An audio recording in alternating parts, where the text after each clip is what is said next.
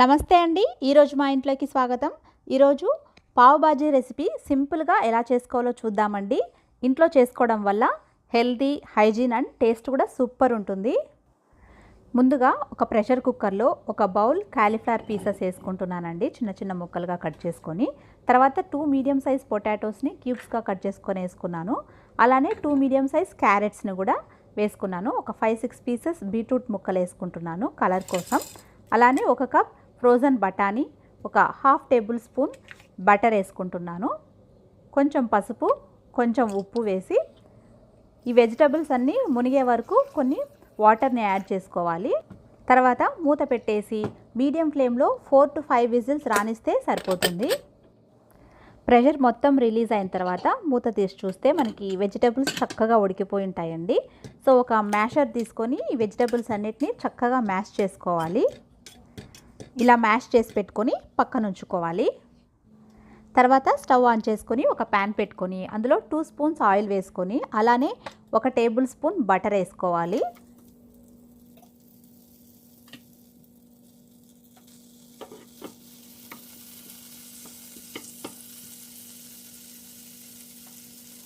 Oil కొంచెం వేడయ్యాక ఇందులోకి 4 పచ్చిమిరపకాయలు, సన్న పచ్చిమిరపకాయలని సన్నగా కట్ చేసుకొని వేసుకుంటున్నాను. అలానే ఒక పెద్ద ఉల్లిపాయ సన్నగా కట్ చేసుకొని వేసుకుంటున్నాను. 4 to 5 మినిట్స్ వరకు ఉల్లిపాయలు ఫ్రై చేసుకున్న తర్వాత ఇందులోకి నేను 1/2 టేబుల్ స్పూన్ అల్లం వెల్లుల్లి పేస్ట్ వేస్తున్నాను.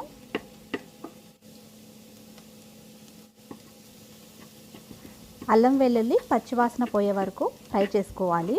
తర్వాత ఇందులోకి సన్నగా కట్ చేసి పెట్టుకున్న ఒక మీడియం సైజ్ క్యాప్సికమ్ వేసుకుంటున్నాను.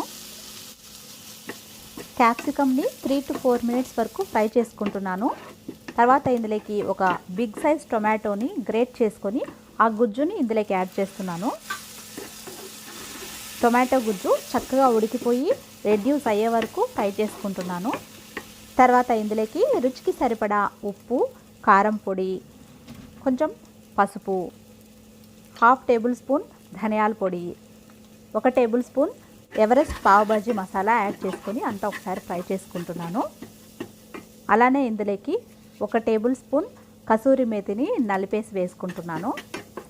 నేను ఎవరెస్ట్ పావ్ బాజీ మసాలా యూస్ చేశానండి. మీకు ఏ మసాలా అవైలబుల్ ఉంటే అది వాడుకోవచ్చు.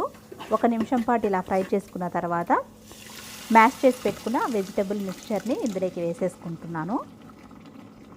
మంటని మీడియం టు హై ఫ్లేమ్లోకి అడ్జస్ట్ చేసుకొని బాజీ దగ్గర పడే వరకు ఉడికించుకోవాలి. ఒకసారి టేస్ట్ చూసి ఉప్పు, కారం ఏమైనా తక్కువ ఉంటే ఇప్పుడు యాడ్ చేసుకొని అడ్జస్ట్ చేసుకోవచ్చు. బాజీ ఈ కన్సిస్టెన్సీ ఉంటే మనకి కరెక్ట్గా సరిపోతుంది.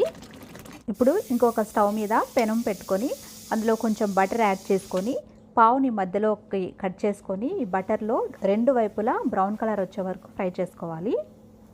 అప్పుడు మనకి పావు క్రిస్పీగా వేడివేడి బాజీలో తింటుంటే చాలా అంటే చాలా టేస్టీగా ఉంటుంది.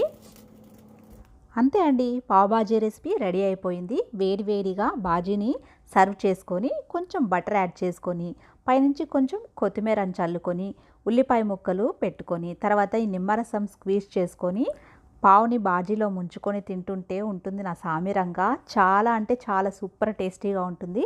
మీరు కూడా ఖచ్చితంగా ఈ రెసిపీని నేను చెప్పిన విధంగా ట్రై చేయండి. చాలా అంటే చాలా బాగుంటుంది. మీకు ఈ రెసిపీ నచ్చినట్లయితే ప్లీజ్ లైక్ చేయండి. అలానే ఈరోజు మా ఇంట్లో ఛానల్ని సబ్స్క్రైబ్ చేసుకొని నా ఛానల్ని సపోర్ట్ చేయండి. Thank you very much.